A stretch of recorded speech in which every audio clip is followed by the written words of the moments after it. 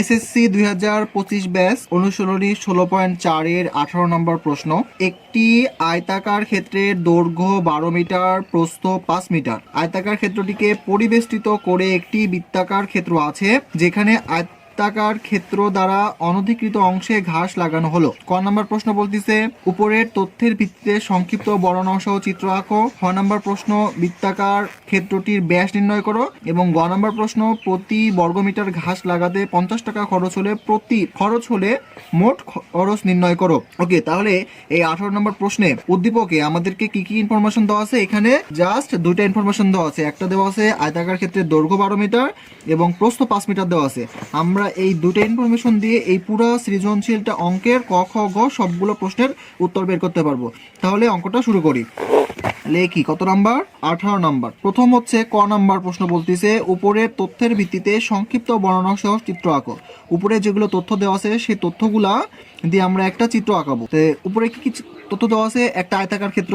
ওকে, একটা আয়তাকার ক্ষেত্র আগে আঁকাই। এটা যদি একটা আয়তাকার ক্ষেত্র আয়তাকার ক্ষেত্র আঁকাইলাম। আঁকানোর পর বলতেছে আয়তাকার ক্ষেত্রটিকে পরিবেষ্টিত করে একটি বৃত্তাকার ক্ষেত্র আছে, অর্থাৎ এটাকে এরকম একটা বৃত্ত আছে। যদিও বৃত্তটা দেখতে সুন্দর হয়নি, তারপর এটা একটা বৃত্ত ধরে নিলাম আমরা মনে মনে। তাহলে এখন এগুলোর নাম দিই।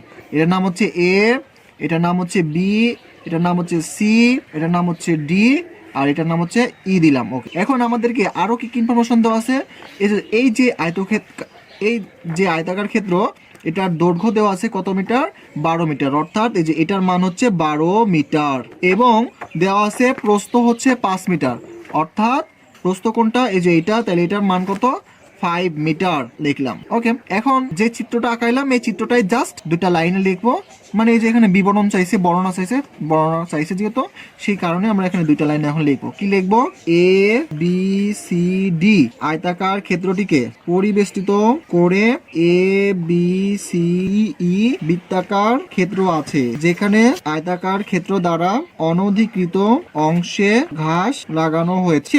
এটাই কিন্তু ক নম্বরে বেশি কিছু না, জাস্ট এখানে যে উদ্দীপকে যেগুলো দেওয়া আছে সেগুলো খালি লিখছি, লিখে জাস্ট বর্ণনা দিচ্ছি। ওকে, এখানে একটা বিষয় হচ্ছে যে অনধিকৃত অংশ কোনটা? এই যে আয়তাক্ষেত্র বাদে এই যে এই ফাঁকা যে জায়গাটা আছে, এই যে এখানে যে জায়গাটা আছে, এই যে জায়গাটা আছে, এটাই অনধিকৃত জায়গা। অর্থাৎ এই জায়গাগুলোতে ঘাস লাগাতে বলছে। ওকে, তাহলে ক নম্বর শেষ।